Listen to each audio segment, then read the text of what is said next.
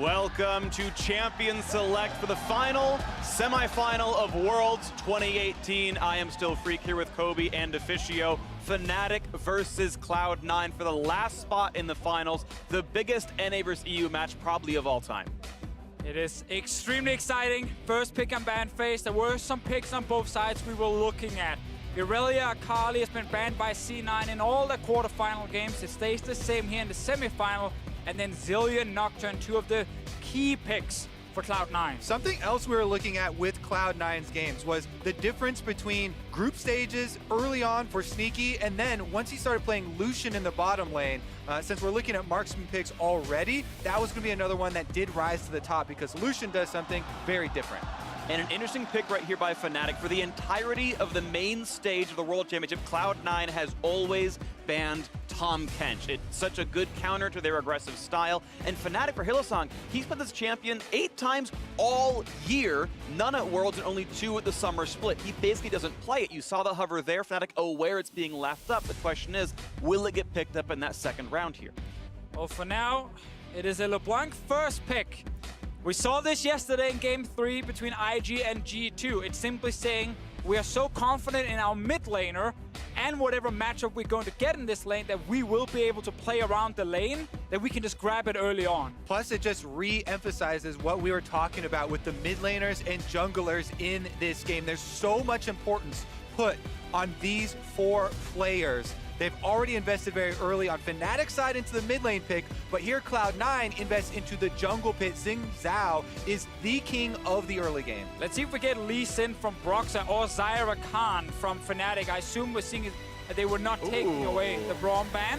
Oh, Victor coming in as well. Top lane Victor, of course, was suddenly played a lot in quarterfinals. Whip also showed it. Victor has become the star of the top lane there, and the scourge of solo queue. For many, it's so annoying to play against because of the range matchup, but this is a blind Victor. So he doesn't know already that he's going into a tanky champion, something easy to use Kleptomancy again. He's actually confident enough here, Bwipo going against Licorice, that it's going to be blind. Yeah, I want to see if teams have spent the last couple of days finding counters to Victor. It was banned all games yesterday, so we didn't get to see blind pick, but Licorice does have a chance to last pick.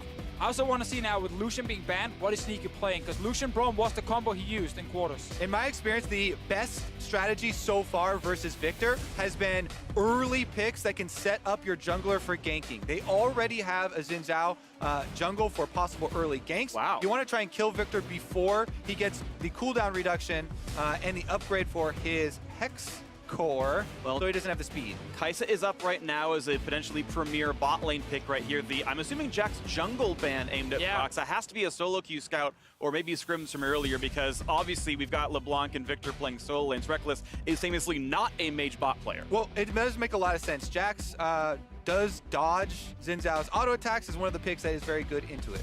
Let's see if they give Cive over to Fnatic. It is the normal go-to pick, and that was not really a lot of thinking from Fnatic's side, also good against things like Lissandra. And of course it is Lee Sin being picked last here, seeing as it wasn't banned and the jungler had already been shown on T9. Now, top lane pick. Lissandra can of course get flexed, but I want to see, is there any clear counter? Echo is an old counter pick into Victor. Let's see if C9 are ready to pick it here. Could also be a mid lane Echo and shifting LeBlanc up to the top side. To try and farm it out and then use the CC that Lissandra does have to set up the Xin Zhao. So until these two actually settle after the swaps here around 20 seconds, I'll remain up in the air. I'm definitely expecting it to be Echo top lane. Papa Smithy spent a week telling me about Echo into Victor, saying, this is going to be the counterpick, it's going to happen. I was like, okay, let's see if anyone will actually do it. C9 still have to swap it around, but they have 15 seconds. There's even the chance the players swap around as well. We've seen teams like Flash will do this. I think IG did it before as well, where you simply put the players as champions and you have them play the other lane, assuming that learning the champion is harder than learning the basics of the lane phase, but there is the swap. There is Echo top for Licorice. One of the big things here is Echo, of course, AP damage, and one of the items that Victor top lane has been rushing is Iceborne Gauntlet because of the large amount of cooldown reduction and mana to help with the shield and the speed boost off your Q. Now, it's going to be an alteration. You just shift the build a little bit and you get Abyssal Mask in the case of magic damage instead, but it's not quite as perfect. It's not going to be as damaging. You'll almost never be in the aura range unless Echo goes in on you, so the poke will be down. And either way, Champion Select is done. We've got more new and exciting picks. The Blind Victor, the Echo top. It's going to be an exciting game, a very fun draft to watch. And the last remaining hopes of the two major Western regions, Europe on the left, North America on the right. In either case, these teams have had an incredibly good World Championship. But the Western intracontinental love or intercontinental love is gone. It's all in the field now. It's time to win.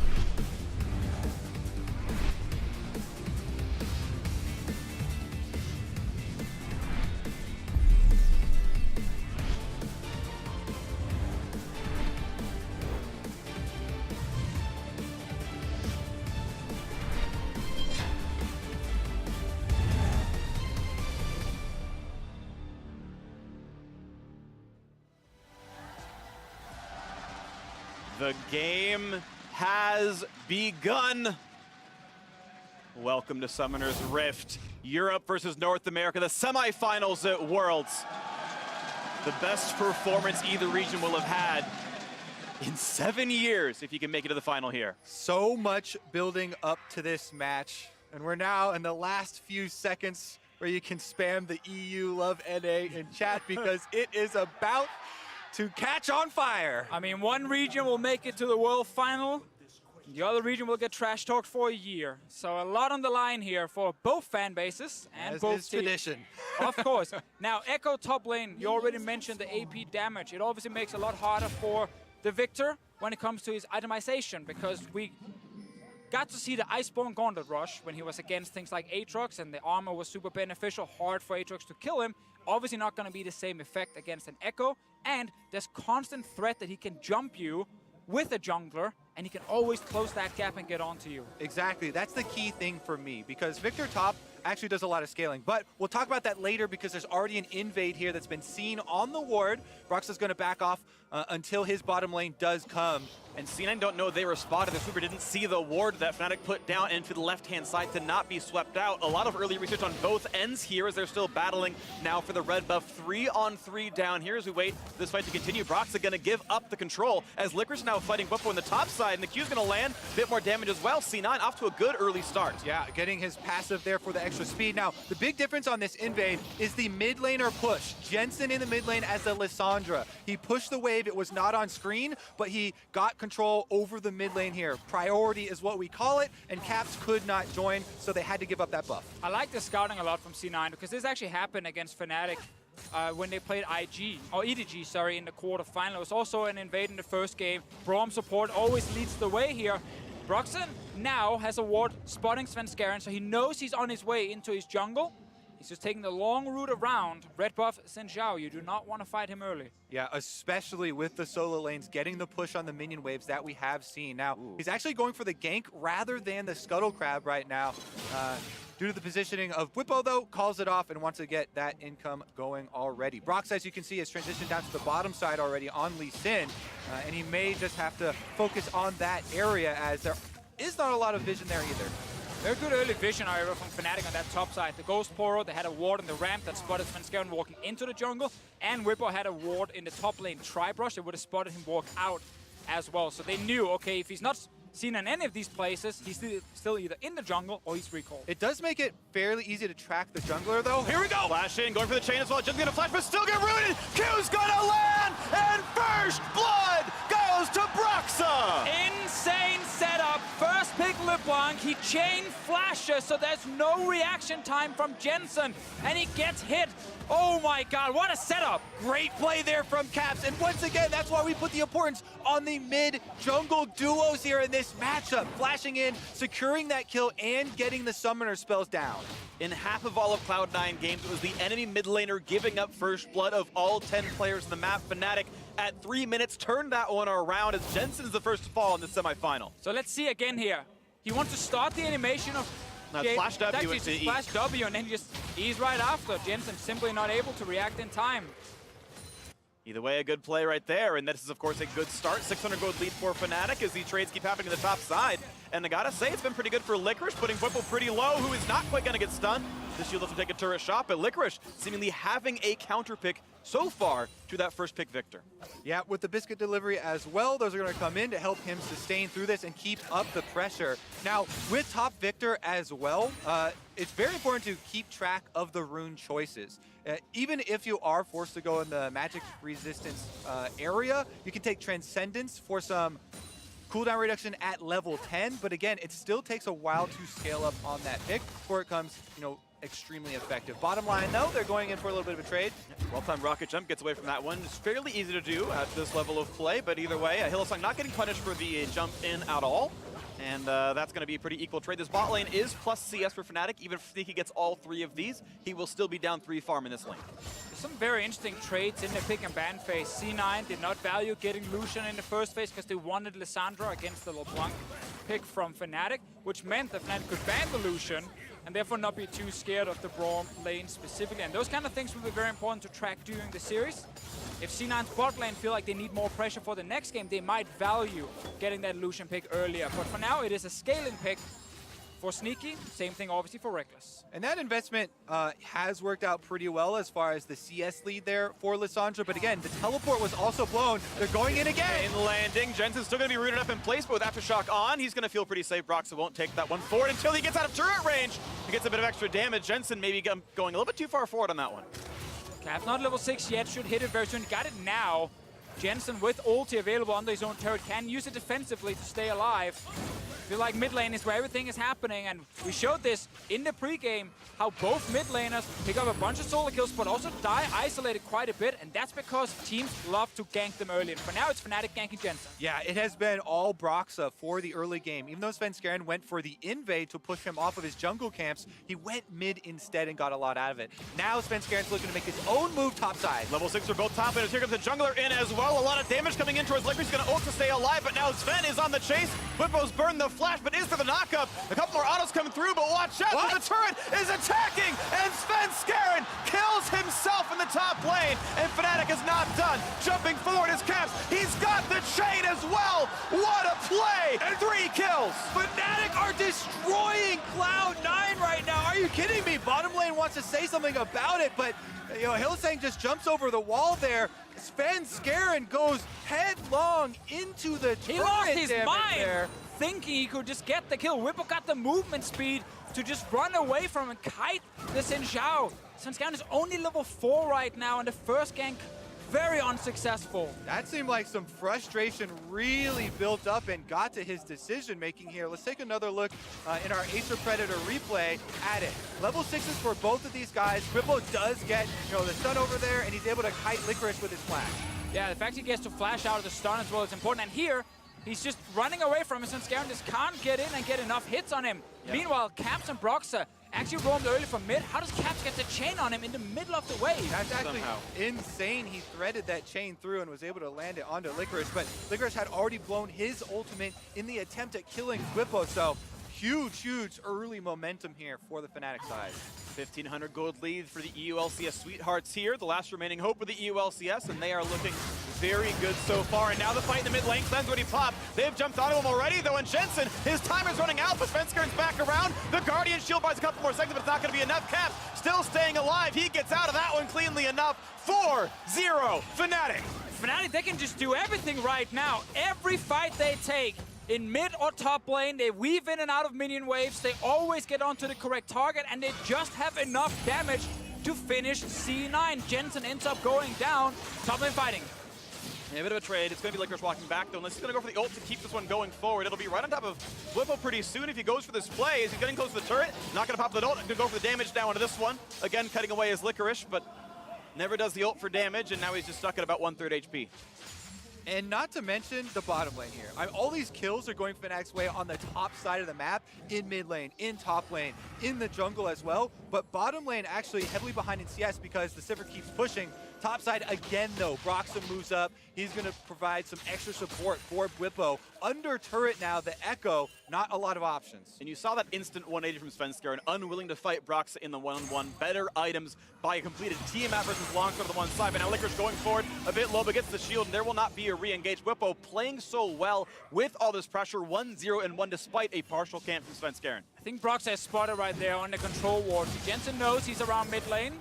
Good trade from him. Aftershock plus all abilities landing, meaning he barely takes any damage himself, and Caps drops down fairly low. And it is a solid lane. It's about 20 CS lead for Jensen despite the 0-2 start, so at least farm is going well on the one side, but it is the only bright where you can see the individual gold despite the farm lead down about 2,000. Yeah, that's why I want to see Svenskeren focus his next gank around mid when there's no cleanse on Caps' side.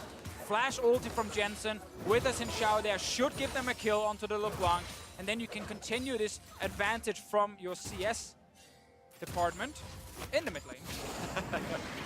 Man, this is such a crazy start. There was so much talk about, you know, Cloud9. Well, never mind. We're going to have some more action. Let's take a look at the top lane gank up here first. Caps on LeBlanc is already behind him. No ult for Licorice. Kicked out, looking for his shield. He's not going to get it in time. An easy shutdown. 5-0 Fnatic. Well, that's almost unfair for Licorice. Victor wasn't even there. His top lane counterpart was in base, running towards the mid lane, but it was Broxa knowing, okay, he's going to try and push out this lane here, and Caps is roaming. Combine the two, and you get another kill. C9 not quite going all the way down to the bottom lane as Jensen's going to go back to his lane to farm. But a bit of borrowed pressure here as Hillsong and Reckless clear out the ward and defend their turret. Bot lane's getting a bit low. C9's pressure finally bearing some fruit here. Not up in farm, but that turret down to 1/3 might mean something eventually. Yeah, they also had a bit of a visit there. Jensen roams down from the mid lane. Svenskeren's in the area, but they cannot overextend for a second here. Warding does stop one of the recalls. Yeah, Zays are going to walk back with this one, and it will be Sneaky once again matching. Has a finished Storm Race, so again, a potential power spike could be there. Just to watch the mid lane fight as Caps gets out of W range. There's never the Aftershock and wins that trade handily. We talked about before how Caps had cleanse on cooldown, so there was an opening to just flash ult him with the Lissandra here and Svenskeren around, but he didn't opt into any ganks. He's also been missing flash for most of this early game. It's going to be ready very soon. Maybe he feels a bit confident then to go for a play, but it's getting harder for C9 the further they fall behind, especially around this LeBlanc pick that is getting really, really fed on kills. Exactly. There has been so much talk about early game aggression and just throwing caution to the wind, trying to go for ganks over and over in the early game, but we're seeing the downside if you fail in those early steps right now and how hard it is going to be to come back because Fnatic have had such good answers to these movements from C9. Broxa just took the early invade, was able to get to the bottom side, then kills mid lane, and has been a huge snowball. And this counter pick Echo, last pick in the entire draft, specifically against the Victor. Got off to a rough start because Svenskeren died under that turret for no reason at all. And then obviously we had the roam from Caps killing Licorice. And now he's down in CS, he's not really winning trades anymore.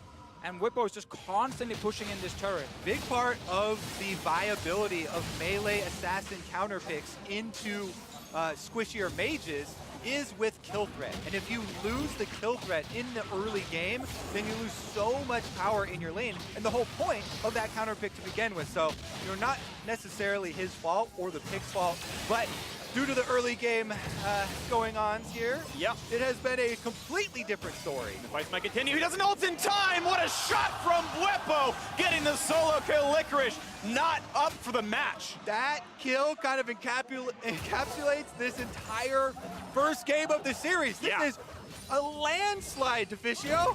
It's a perfect game so far. 13 minutes in, Cloud9 have only had mistakes so far. Hoping for their first foray into something advantageous. It's not happening yet, though. Again, not finding the trade in the bottom lane either.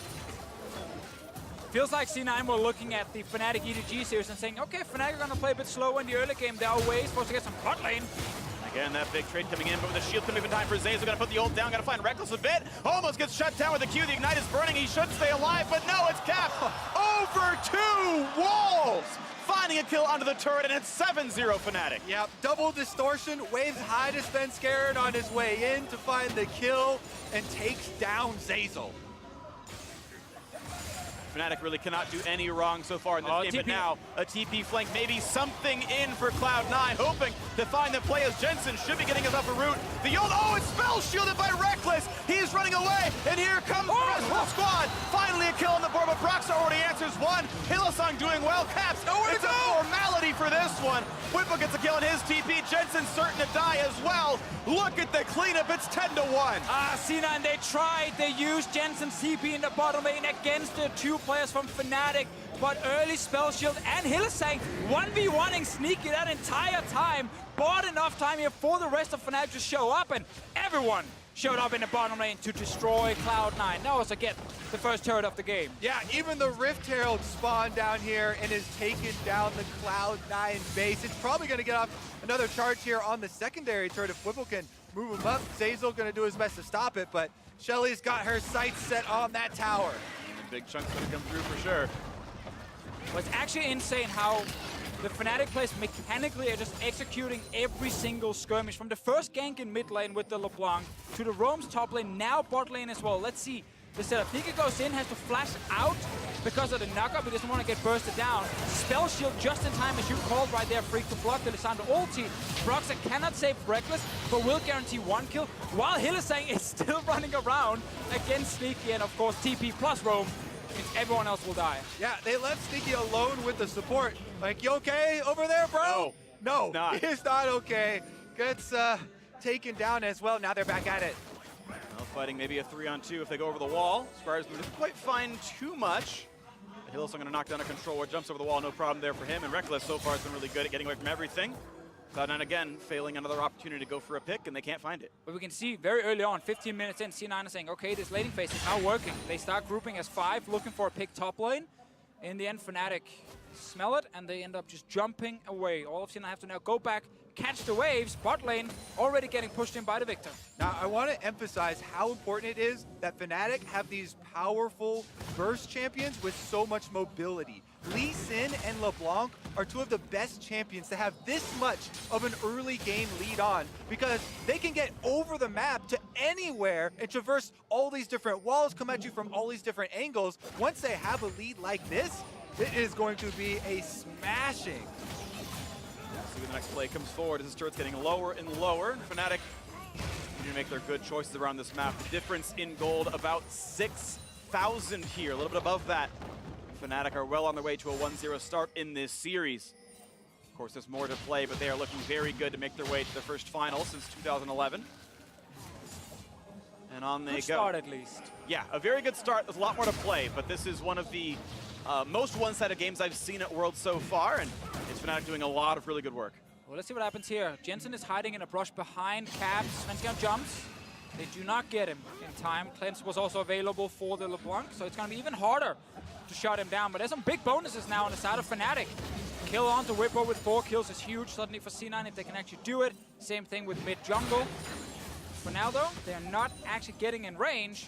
Whenever C9 are trying to move out of lane, group, and find that one pick, Fnatic just back off. Yeah, I mean, you just kind of go down the checklist now. It's very easy for them to move wards into the Cloud9 jungle, and very difficult for Cloud9 to actually take any of those fights, because we talked about how mobile the Fnatic carries are that have gotten a lot of these kills. There's 3 on Whippo, or there's 4 on Whippo, 3 on Broxar, and 3 on Caps there.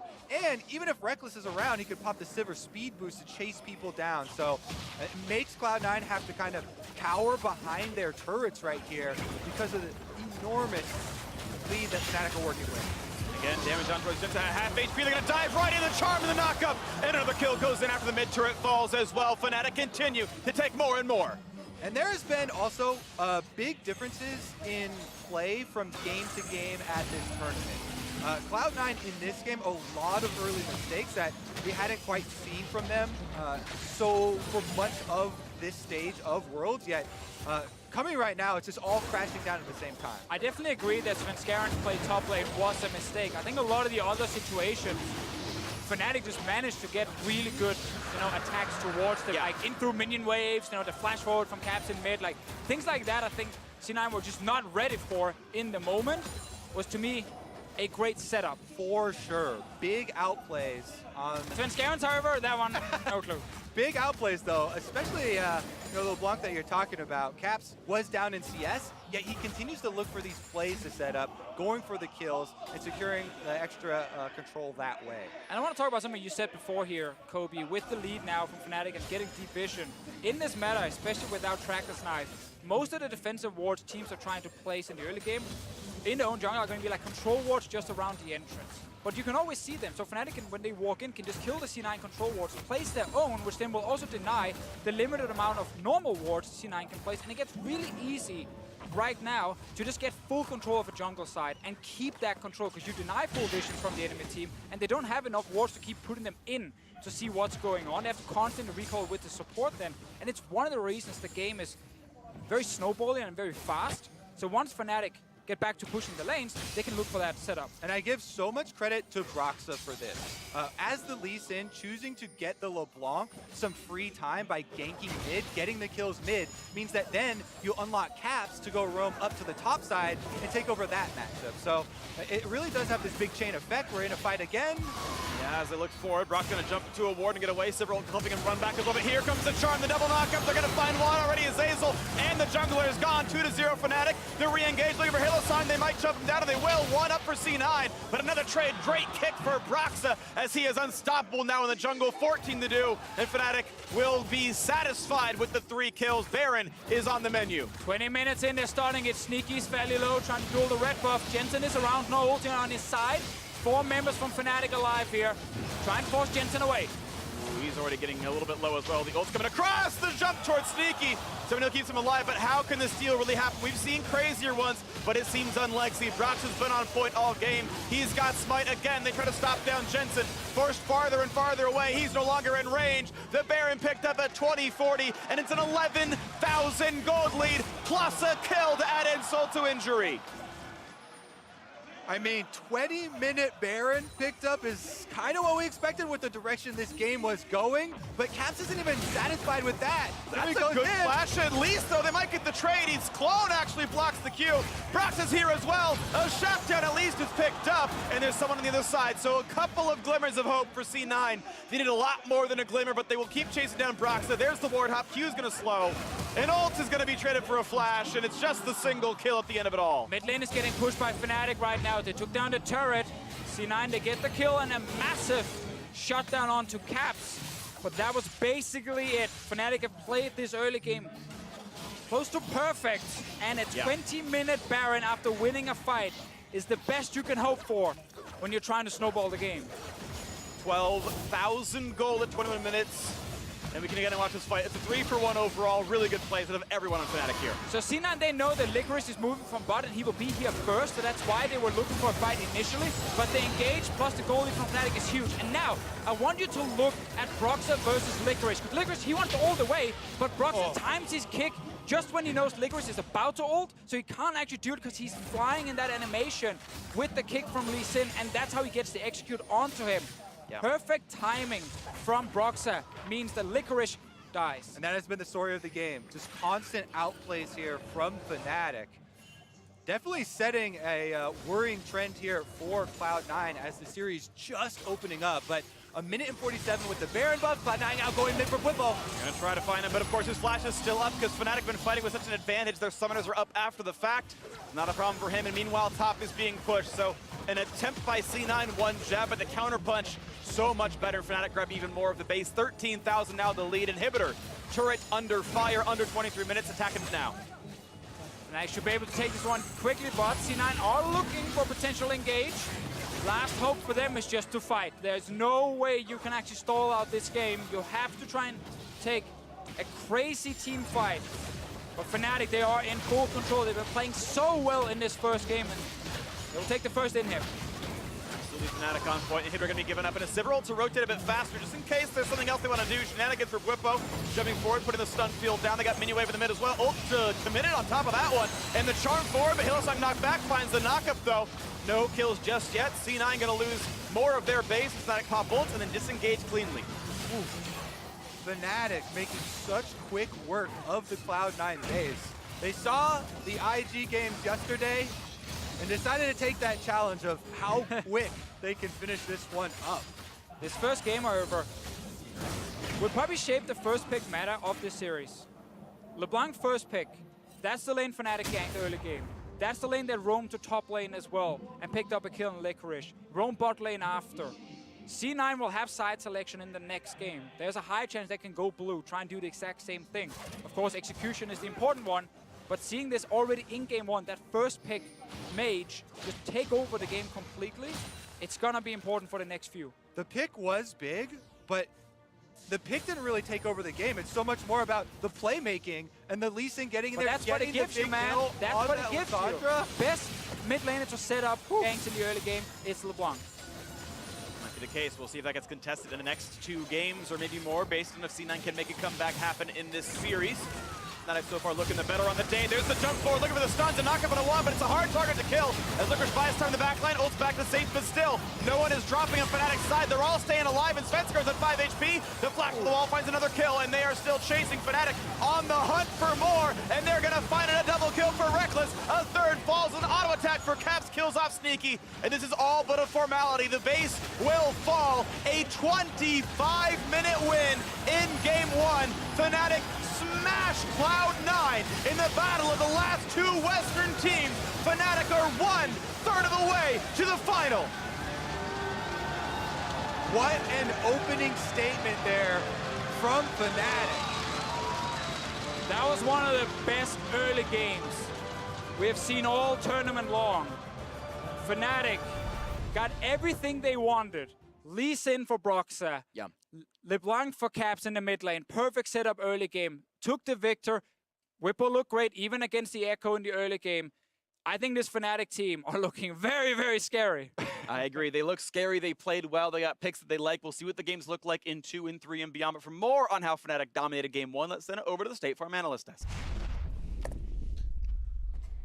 Thank you, Freak. Dominated, smashed, obliterated, destroyed. I mean, give me some more. I mean, Dash, I did say Fnatic would take a game in the series. That's true. You did. You did say 3-1. Right? Profit. We did say 3-1. Absolutely dismantling Cloud9 in that first game of the series here. Fnatic just did. And I think there were a couple of key takeaways. And first and foremost, just to get it out of the way, I don't think Cloud9 fans should hit the panic button just yet. I think that's not the type of game that's going to tilt you. I feel like you lost that as soon as Finn ran it down top lane, and you just go and say, maybe we don't run it down top lane this next time, and there's not going to be a mental boom. You have something? Okay. Well, I hear what you're saying. Based on the draft that then moved itself into the game, this does make me hit the panic button. Oh, well, the game plan was bad. Because they banned 3 soul laners, then had a first pick soul laner for Caps, then had another blind pick soul laner, had choice of matchup in both soul lanes, lost both soul lanes, in a meta that I think we can now agree on is soul lane focused. So if they're spending their bans on a Calling Irelia, which they had done in the group stage, haven't prepared counters for those, haven't been able to counter Victor or LeBlanc, I would officially like to change. Am I allowed to officially re-predict? No. That's a prediction. I am predicting 3-0 Fnatic after this game. Wow. All right. Look, I'm going to have some pause here because I see that you're really fired up about this. I actually didn't mind C9's plan if Svenskaren's winning the jungle matchup, because you think about the lanes he's working with, they had a level 1 plan. They wanted to get Xin ahead. Xin Zhao didn't get far ahead and then made a big mistake. They kind of reset the map state. Suddenly, if Echo goes in aggressively, he dies to the jungler. Suddenly, if the mid lane goes in aggressively, they die to the jungler. This game was decided so early, 5 minutes in, after a couple of lanes went down. I said, it's not a comebackable game because they went for Snowball, and it was feast or famine. This was the famine side for C9. And I actually think a huge issue was this mid lane. So Caps really started off on the right foot by getting the point-blank chain and then getting the easy first blood. But now they've already proven in this matchup that you can't just have the counter or soft answer to LeBlanc in Lissandra. You can't survive that lane. And so for me, this now becomes who's going to get blue side, who's going to have the priority pick LeBlanc, who's going to take it blind, and who's going to ban it. Yeah, and as bad as that Svenskaren play was, I actually think if he returns to the lane, he then gives over assist gold as well. He was dead 100%. That's true. But if he tries to run, Licorice probably lives because 100% as well. their focus is on Svenskeren. But I see where his head was at. Yeah, I do full too. glass. Half full. Positivity. Half full. It's hard to find anything half full in this if you're an NA fan from this game one, because from this point, 5 minutes in, with just a small lead, a kill in the mid lane and a couple kills in the top lane, Fnatic knew what to do, and they closed it out relatively clean. This was the big whoopsie. As soon as everyone teleported in the bot lane, and C9, they tried to force the play. That was really the only option they had left. The only lane that's not on fire at that point was the bottom lane, and then Bwipo comes down, gets the double kill. You're like, oh, I guess that's a completed hex core at, I don't know, 17 minutes in the game with the Sheen on top of it. I mean, we called this first game over so early on that I actually don't want to focus on it too much, because I do want to talk about what's going to come, or what is to come. But before we do that, we have to give a nod to our MasterCard player of the game in Caps in the mid lane. That first kill coming through on the LeBlanc really set the tone for the rest of the game. And it's the confidence, the fact that he has the priority pick of the LeBlanc, that he does it blind. You get the Lissandra and he says, no, you've already lost this lane. I have my power pick. And we had the discussion between Caps or Broxa and who had more play in the overall game. They both played great games, but for me, it was Caps getting the chain to set up some of the first games that was more impressive. And you zoom out, right? The thing is, this is a containment matchup for the Lissandra, especially after 6, because the enemy champion has a lot of burst. You have the ability to negate that burst with your self-ult. The fact that he made that play so early and kind of changed the texture of the lane, suddenly the Sandra couldn't even walk up and cue the wave because LeBlanc had already got a couple of kills, is how he subverted what should have been a containment matchup. The snowball went against them. In the end, of course, a lot of egg on the face after the draft, but just like when we saw Afrika try the Victor for the first time and lose game 1 against C9, I don't want to be too results-oriented and say both these picks are garbage, change the solo lanes if you see the same blind picks from Fnatic, but I can understand how you'd get there. They just really need to work out the jungle situation because it really just compounded everything. I guess just my reaction to games like this, especially after we see G2 versus Invictus Gaming, is we have so much tape now that the nature of this meta is it's going to be break one way or the other so hard because it is so snowball. So you're constantly going to see teams just get punched in the face and fall down and be like, oh, I guess it wasn't even close. But that's actually just how this plays out. I think every single game is going to be really swingy back and forth. Well, C9 is going to the blue side. No substitutions. So, Jat, you took issue with some of the drafting here from Cloud9. If they swap to blue side with that kind of control over priority, what do you think they should jump at? I think the first pick LeBlanc is super smart by Fnatic. I think that was massive. I think Jensen's also good LeBlanc. So if it's up, I think they should take it. Okay. I also think the Aatrox Akali Aurelia ban, I don't know how good their counters to Akali or Aurelia are, or if they're willing to pilot them because they haven't shown that. But I think the Aatrox ban is useless because we've actually seen 4 champions that work well into it now. Yeah. Poppy, Jace, Victor, and Hecarim. So just please don't ban it. Be ready for a counter pick and give yourself some flexibility for C9. Here's my panic button. If they get on blue side, and just like previous rounds, they have to ban Aurelia Akali on blue side, which of course is where you want to first pick one and be able to flex it around. The fact that they haven't mastered those champions in the few days off, that's where you get really concerned. Because if you have to ban them on red and have to ban them on blue, emergent strategies will come out that you want to address, but you won't have the bans to do so. That's where maybe pick and ban gets away from C9. Now, what does Fnatic do to kind of keep this success rolling as they move to the red side? Well, if they show that they can give away the LeBlanc, if it continues to be a priority pick and then they can break the matchup, then suddenly they've won the skill matchup, if you will, and it's now kind of like a ready check. If Cloud9, do you just have to now ban it, or is this going to be a constant competition to get on blue side just to deny pick it away from Caps? Exactly. I think Fnatic continues with the Zillion and the Nocturne ban, and then they just stack as many power picks as they can early on red side. All right, well, there you have it. Some thoughts from the analysts ahead of game 2. Fnatic came out swinging in game 1. We'll see if Cloud9 can shake it off and fight back in our second game.